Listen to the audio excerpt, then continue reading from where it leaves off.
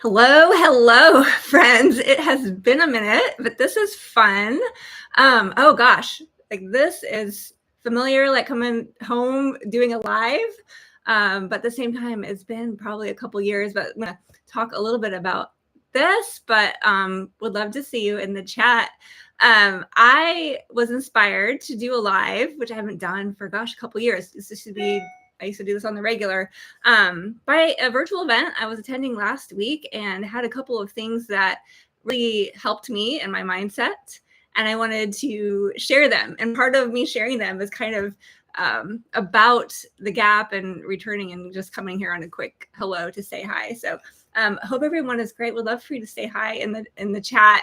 I think things have changed a little bit on the platform since I've done this, but just real quick, the two things I wanted to share that I learned on this event were creation, and capacity. Two things that maybe don't have a lot to do with each other, but it was through these two things, these two mindset shifts, these two ideas that I feel like I broke through in a moment into clarity, not just a moment, but I feel still this new clarity, and even helped me to break through some anxiety I've been feeling surprisingly for quite a while. And so I don't know if any of this helps any of you, but that's why I'm here, because I feel like what I had been doing for so long, which I haven't done for a while, is just to share from the overflow. And this is the first part. This is the create.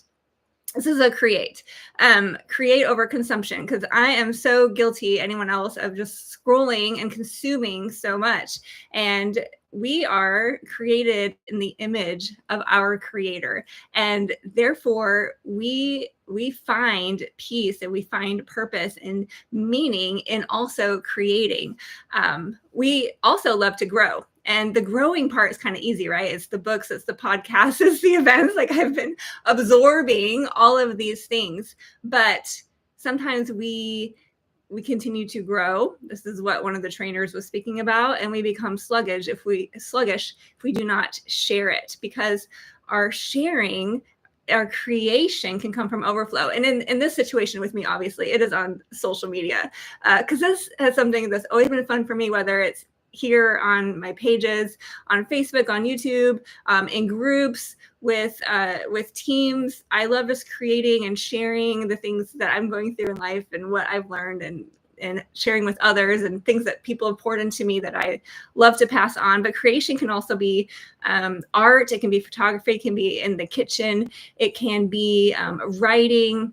There's so many areas. So I don't know if anyone else is feeling just stuck lately, or in your head. There's different, this might be the topic of another video, is explain. There's just a few things that are happening all at once, I think a couple years ago, that paused me from having the confidence or the desire and the purpose to come online. But I'm inspired to do it again as a result of this event that I was watching. But we all have the opportunity, as humans, as creations of the creator, to create things from what we're learning, what we're experiencing, in a way that adds value to people.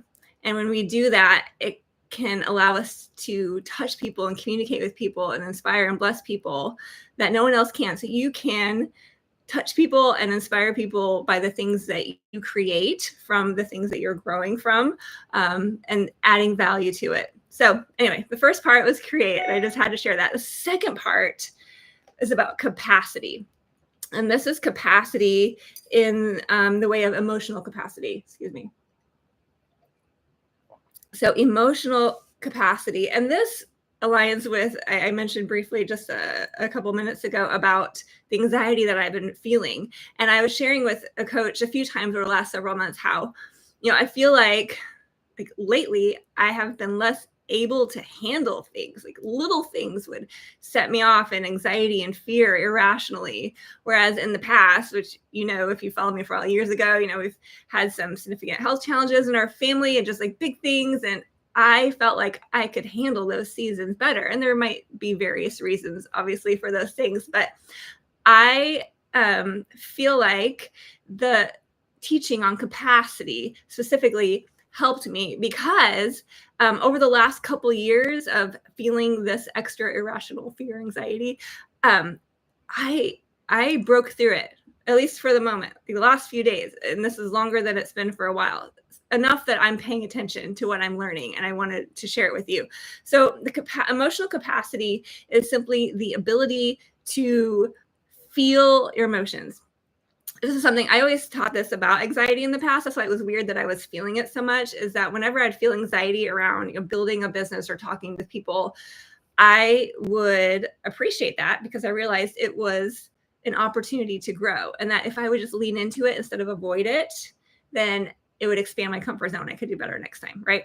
And so even knowing that and experiencing that before, it's been hard for me to experience that lately for whatever reason. But understanding this capacity where you when you expand your emotional capacity, is simply the ability to sit with your emotions and a willingness to feel them, even when they're uncomfortable, even when they're hard, even when they're not what we want to feel, but we're willing to sit with it and be okay with it. Because our emotions are they're from our thoughts, they're from our experiences, they're from God, they're part of our life. And if we're not afraid of them, we can sit with them. It allows us to be safe.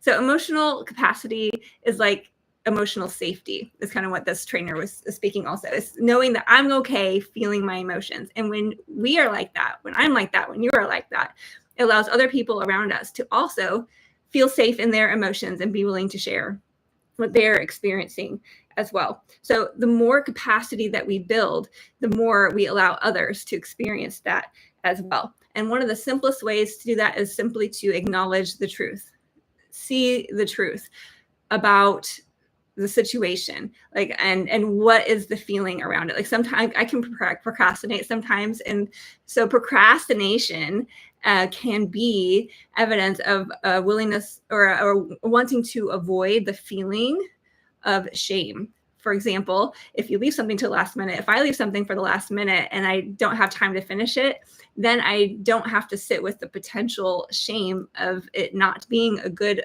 product because I have the excuse of, oh, I didn't have enough time because I was rushed at the end.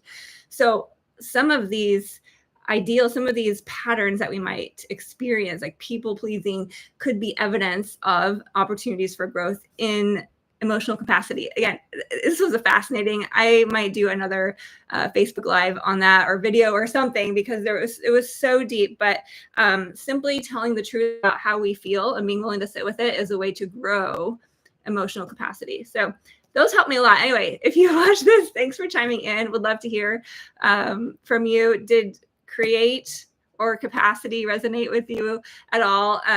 Would love to hear from you. Anyway, I might do this again because this is fun. Part of what I learned is that creation helps me. So if it helps you too, that is great. And thanks for tuning in. I will see you next time.